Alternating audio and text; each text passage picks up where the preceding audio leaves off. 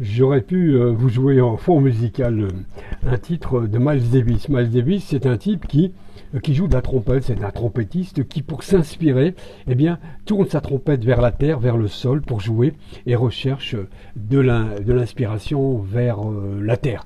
Ça nous changerait, Miles Davis, d'écouter du Miles Davis, que l'Orchestre national du pipeau gouvernemental qui, lui, pour chercher l'inspiration, se tourne plutôt du côté des labos pharmaceutiques pour savoir un peu comment gouverner ou comment continuer peut-être à nous séduire ou nous endormir.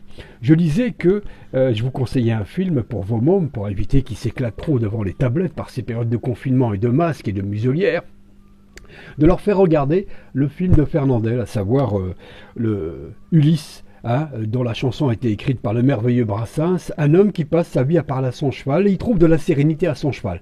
Je trouvais que c'était pas plus fou ni plus stupide de parler à son cheval que voir un président parler à son peuple comme on parle à des moutons et qui leur dirait rassurez-vous, restez chez vous, faites-nous confiance, taisez-vous, le droit de circuler est limité, etc.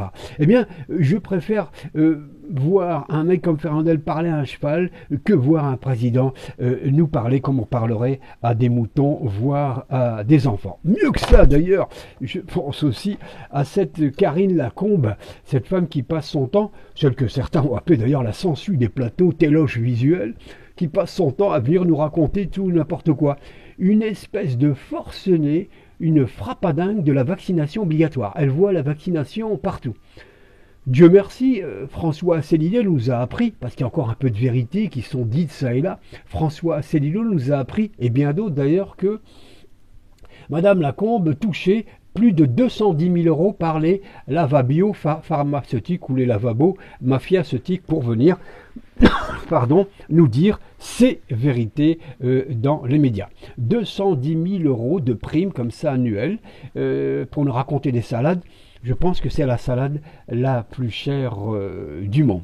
C'est pas tout, chers amis, on nous raconte aussi qu'il y a un conseil de défense. On serait en guerre finalement, réellement, mais contre qui? Je ne sais pas, j'espère que ce conseil de défense aura la même énergie pour nous défendre de la maladie, comme ce gouvernement a eu la même violence pour écraser la révolte des Gilets jaunes. Mais cette fois-ci pour écraser la maladie, non pas la contestation. Bref, ce conseil de défense est constitué de plusieurs bonhommes, un général, un carteron de généraux, pour paraphraser le général de Gaulle, un carteron d'individus, il y a un général, il y a Véran, qui s'excite, très énervé, Véran, je vous raconterai ce qu'il a balancé récemment à l'Assemblée nationale. Et ce conseil donc de défense avec Darmanin dedans, ouais. Darmanin qui était nommé à l'intérieur, quelle belle promotion quand même. Moi je pense que Darmanin, par rapport aux accusations dont il est, ces accusations de galipette indécente, je pense que c'est pas à l'intérieur qu'il aurait fallu le mettre, mais plutôt au logement. Si on lui aurait permis un peu de concilier sa pitoyable libido avec son esprit libidineux. Au logement, il aurait été mieux que là. Bref, quelle promotion pour un homme qui est quand même poursuivi pour agression de vous savez, de vous savez quoi. Donc ce conseil de défense qui est là, et qui en plus jouit d'une autre chose, mieux que le parapluie nucléaire, ce conseil de défense eh bien, jouit aussi d'une immunité en béton, puisque toutes ces affaires sont classées secret défense. C'est curieux quand même. Pourquoi un secret défense? Pour qui la défense? Quel secret? Puisque la maladie touche la France, on devrait être les premiers informés. Pourquoi ce secret défense? Tout ça ne laisse d'intriguer et de nourrir effectivement l'inquiétant souci de complot ou de complotisme. D'autant plus que récemment, un avocat s'est adressé au Conseil d'État, puisque le gouvernement ne répond pas aux questions. Il y a une question qui a été posée par Dupont-Aignan, je crois, en leur disant « Vous devez savoir d'où vient ce Covid, puisqu'on murmure qu'il se serait donc barré, préparé par la main humaine, c'est pas une souche naturelle. Et s'il vient de ce laboratoire qui a été cédé aux Chinois en 2004 par la France, qu'est-ce qui s'est passé? Vous avez un devoir de chercher, de nous répondre. » Les députés n'ont pas daigné répondre à Dupont-Aignan et ce monsieur, cet avocat, en appelle au Conseil d'État pour espérer que face au Conseil de guerre, au Conseil de défense, au Conseil sanitaire, ces intouchables de la République, eh bien, que le Conseil d'État essaie encore de remuer une oreille pour venir en aide aux moutons que nous serions en passe de devenir ou que nous sommes déjà. Dans ce silence absolu, pas de contestation, plus personne ne dit rien. Enfin, il y a Mélenchon qui a dit quelque chose, c'est lui qui nous a appris que ce conseil de défense était mis en place. C'est inquiétant parce que ce conseil de défense, avec Darmanin, ce général, ce carteron de généraux, est supranational. C'est-à-dire qu'il est au-dessus de la démocratie, au-dessus du gouvernement, et il ne rend compte quasiment à personne, sauf si ce n'est au président. C'est tout ça, effectivement, nous laisse un petit peu très inquiets au moment où on en sait de moins en moins. Face au caca nerveux, diront certains, de Véran, qui avant-hier est rentré à l'Assemblée, et face à un prolongement continu, infini du confinement, de la deuxième, de la troisième vague, et des remous successifs, eh bien, a décidé qu'il avait le monopole de la compassion pour les malades. Il a dit oui, vous n'avez pas vu, j'ai vu des gens qui étaient en réanimation, 2 personnes, etc. Vous n'avez pas le droit. Et il a même balancé aux députés qui n'étaient pas de son avis, sortez d'ici. Véran Napoléon, Véran Bonaparte, il n'y a pas loin tout ça, très en colère et très agressif, etc. Ça voudrait dire que pour 0,09% de personnes vraiment contaminées, vraiment malades, parce que tous les contaminés, tous les positifs ne sont pas malades, ils sont même pas contaminants, Donc pourquoi cette espèce de flou artistique entretenu entre positifs et malades? Les positifs ne sont pas des malades. Et puis avec la façon dont le PCR est fait, tout le monde est positif, mais pas malade. Devant donc 0,09%, pourquoi bloquer tout un pays, laisser une économie s'effondrer, le lien social, le droit de circuler pour quelques malades? La maladie a toujours existé, il y aura toujours des virus. C'est ce que disait d'ailleurs, c'était ce que disait monsieur Raoult à l'ignorant Pujadas, comme tous les ignorants de son espèce. Mais monsieur, des virus, il y en aura toujours. Ça veut dire que tant qu'il y aura des virus, nous ne sortirons plus. Mais les virus étaient là avant nous et ils seront là après nous. Mais c'est quoi ces olibrius? C'est quoi ces minus qui veulent se croire effectivement, qui se prennent effectivement pour des démiurges, ou qui se prennent pour Socrate, Hippocrate ou Ibn Rushd ou Averroès, qui est le même d'ailleurs au passage, Ibn Rushd et Averroès. Enfin, tout ça est vachement inquiétant de vouloir stocker la population dans le pas bouger. Donc Véran aurait le monopole, si j'ai bien compris, le monopole de la compassion et du cœur, en tous les cas, comme l'avait dit, je crois, Giscard Mitterrand lors d'un débat. Vous n'avez pas le monopole du cœur. Eh bien c'est la même chose, monsieur Véran et votre gouvernement, vous n'avez pas le monopole de la compassion et du cœur. Oui, il y a des malades, mais pour autant faut-il laisser s'effondrer une économie? À qui ça profite finalement tout ça? À qui ça profite? Bon, je ne dis pas que vous tournez peut-être beaucoup du côté des possédants de l'industrie chimique qui donnent le là dans cette affaire. Il semblerait que ce soit eux qui décident du calendrier et donc de la vie des Français, mais quand même de là à nous retenir sans donner de réponse valable, ça fait un peu flipper, tout ça. Bref, nous n'avons pas de réponse. Cet avocat demande au Conseil d'État, mais attendez, dites-nous un petit peu, cherchez d'où vient ce virus. Les Américains cherchent. Alors ce virus fabriqué par l'homme, s'est-il échappé par hasard? On nous a baladé avec l'histoire de chauve-souris du pangolin. On nous a vraiment pris pour des belettes. Pourquoi pas aussi de la belette et du marcassin aussi. On nous a raconté que le Covid était dû aux Chinois qui mangeraient tout et n'importe quoi. Mais vous avez vu ce qu'on bouffe? Si les Chinois bouffent n'importe quoi, mais nous sommes plus que n'importe quoi. Donc non, arrêtez avec la belette, laissez le pangolin de côté, laissez la chauve-souris et parlez-nous plutôt du laboratoire P4 qui a été cédé donc par l'Institut Pasteur aux Chinois. Est-ce qu'il a été balancé volontairement? Et à ce moment-là, on se dirait, eh bien, si ça a été fait balancer volontairement, à qui ça profite? Eh bien, à ceux qui sont chargés de nous soigner, l'industrie chimique. Si ce n'est pas le cas, si c'est un accident, c'est ce que réclame ce monsieur au Conseil d'État, de nous dire la vérité, du moins avoir la volonté de chercher. Là, on a dit non, circuler, il n'y a rien à voir, la démocratie, c'est parle à mes vertèbres lombaires, ma tête elle est malade, pour rester poli.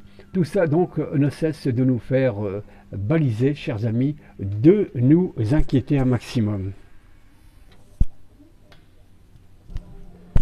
Je reviens à ce que je disais, qui n'est pas plus ridicule de voir Fernandel jouer. Donc Fernandel parlait à son cheval, Fernandel, que d'écouter un président nous prendre pour des moutons et nous parler. Donc vive Fernandel, vive les chevaux et vive les poètes.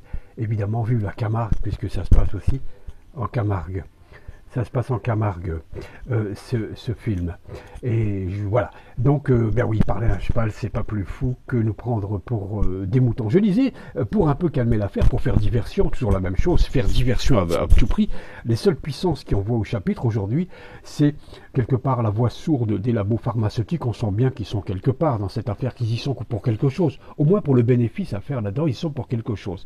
On voit que Karine Lacombe palperait 210 000 € par an pour faire la promo du Covid et surtout installer la crise, la panique, entretenir la psychose. C'est bien entretenu la psychose. Hein. Hitchcock aurait des leçons à prendre de mise en scène et d'interprétation et de dialogue aussi. Bref,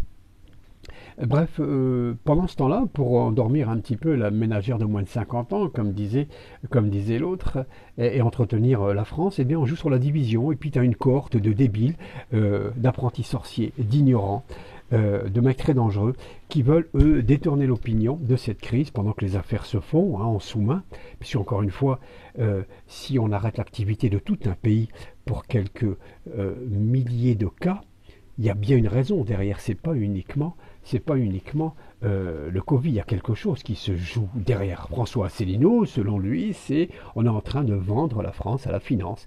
On va exploser la dette. Les mecs fabriquent des billets, mais ils vont reprendre des belles choses. Ils vont reprendre des bijoux de famille. Hein, la dette est ad vitam aeternam. Vous serez redevable à la banque de vivre et d'exister. Nous vivrons à crédit. C'est un peu mort à crédit, un peu de Ferdinand Céline. Hein, c'est mort à crédit. On attend. On ne sait pas quand, mais on vit à crédit. Mort à crédit, c'est à peu près la même chose.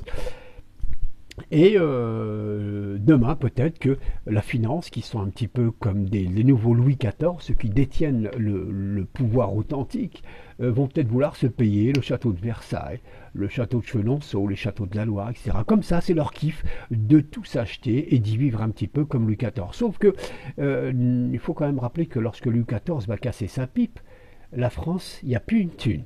Il n'y a plus une thune. C'est peut-être le début de la dette d'ailleurs, quelque part aussi. Eh bien, ces gens-là, lorsqu'ils auront tout pris en main, je pense qu'on sera effectivement complètement ratiboisé.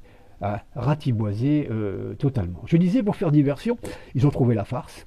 C'est le voile, c'est le halal, c'est le terrorisme, c'est l'islam, c'est la liberté d'expression même qui est prise en otage par quelques-uns, par une poignée de dispices de connasses qui ont pris en main la liberté d'expression et qui ont décidé de donner des leçons et de jouer là-dessus pour que nous ne pensions pas à autre chose. Et donc créer quoi? Eh bien relancer cette espèce de fadaise imbécile digne des plus gros racistes et des plus gros fachos, la guerre des civilisations, vous savez, le conflit, la guerre civile. Certains détournent l'opinion pour ça, ça entretient effectivement l'esprit des gens, ça nous endort un peu, ça nous détourne réellement des réalités pour ne pas s'interroger à qui sert, à qui profite le crime, à qui profite le Covidus, à qui profite le confinement, à qui arrête l'arrêt de nos libertés, à qui profite la cessation brutale de l'activité, du vivre ensemble, du lien social, qui a intérêt à briser tout ça, qui a intérêt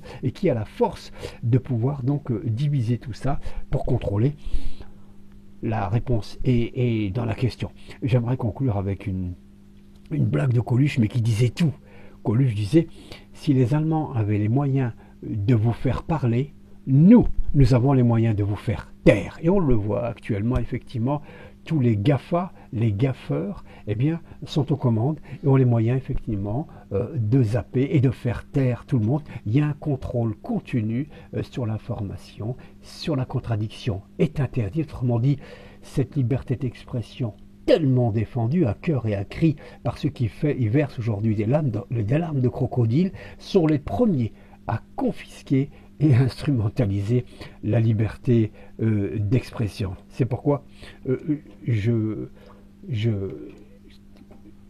vous convie, chers amis, à liker la vidéo, à dire si vous aimez, à faire des commentaires et à la partager. Merci, mille merci à vous.